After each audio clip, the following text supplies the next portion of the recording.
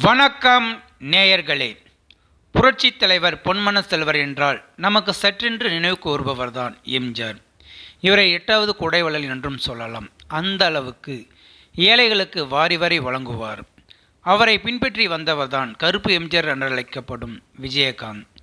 இருவரும் இப்போது நம்மிடையே இல்லை என்றாலும் இவர்களது அருஞ்செயல்கள் அவர்களை இன்றும் நம்மிடையே நினைவுபடுத்தி வருகின்றன. அந்த வகையில் எம்ஜிஆர் குறித்த ஒரு சுவாரஸ்யமான சம்பவத்தை பார்ப்போம் வாங்க.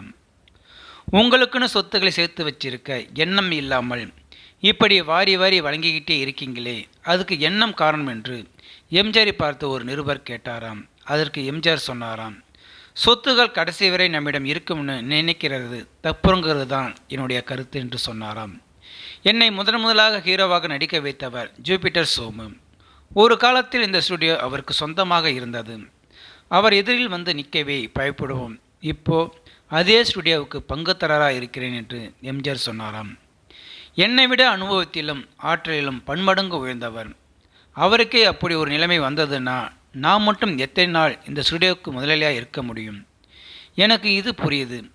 ஆனால் சிலர் சட்டத்தின் பாதுகாப்பு நமக்கு இருக்குன்னு சொத்தையும் பணத்தையும் சேர்த்து வச்சுருக்காங்க.